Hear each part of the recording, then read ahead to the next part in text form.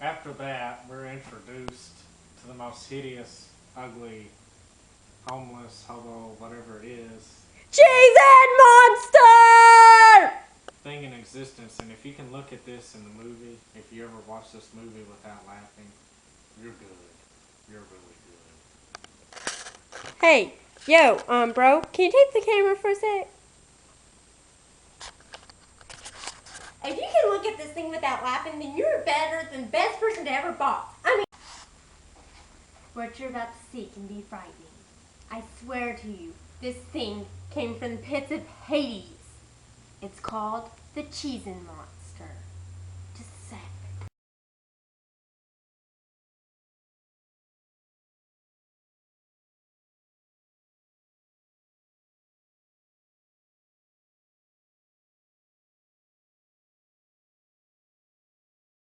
Hello? This thing is like, I mean, it's scary funny.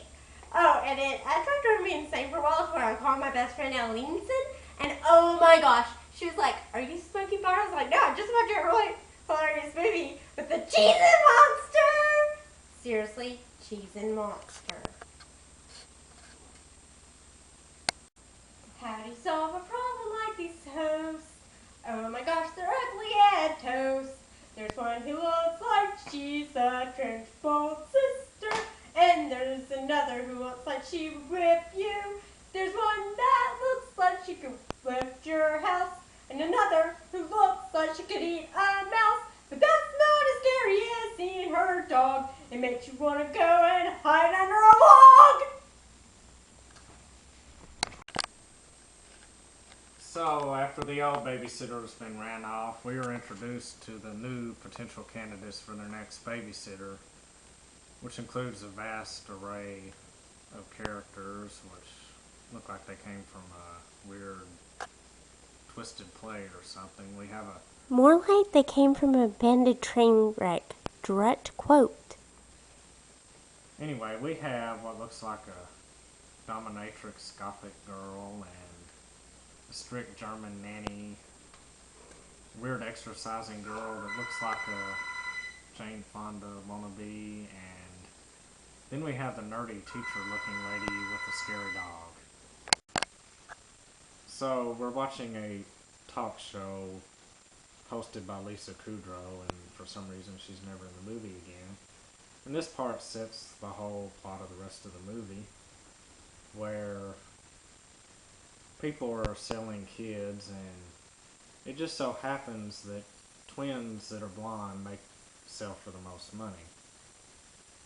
So this couple with bad wigs and bad hair that look like they crawled out of the 70s talk about how they lost their kid that was abducted on a flight to Alaska because they sent the child by itself to Alaska with no supervision, and wonder why he got abducted and sold on the black market.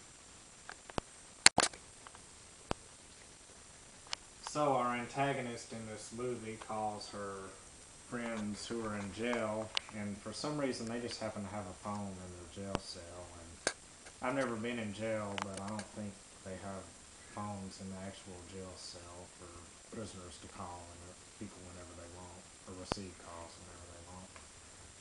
But it's a movie, so you're not supposed to worry too much about details like that. So she's hatched a plan, of course, to sell the two children she's babysitting who just happen to be blonde, so they'll fetch the most money on the black market. They're both about $19,000. That's the price of two blonde twins on the black market, apparently. So she tries selling them to several different families and interested people, and tricks the children by telling them that these are their uncles or whatever because their parents have died and she's got to give them to somebody. Anyways, It wasn't their parents had died. Get your facts straight, Chuck. It's that they're on their way somewhere else and they don't want to see them. Yeah, that too. Anyway, so these kids, being total brats, always manage to do something to where the people don't want to buy them, and she ends up stuck with them every time. And this is totally by accident, too. They do not know they're about to be thieved. But the funniest couple she tries to sell them to is a couple that are just total The neat. whites. Yeah, the whites. They're total neat freaks, and the man in the couple gets a piece of lint or something on his clothes, and he really freaks out, and the kid can't find it to get it off, so he has a major panic attack meltdown. Let's just say tomato juice never looked so nasty. Yeah. So to sum this movie up, it's a great movie. Not something you would just want to watch all the time. Once is enough, twice if you're mentally insane, and 3 times if you want to go into a coma. So everything ends well, and the kids like her, so the parents end up getting her out of jail after she goes to jail for selling children. Oh, and not only just selling them to a quack. Yeah, she sells the kids to some quack crazy doctor who wants to do experiments on them and whatever.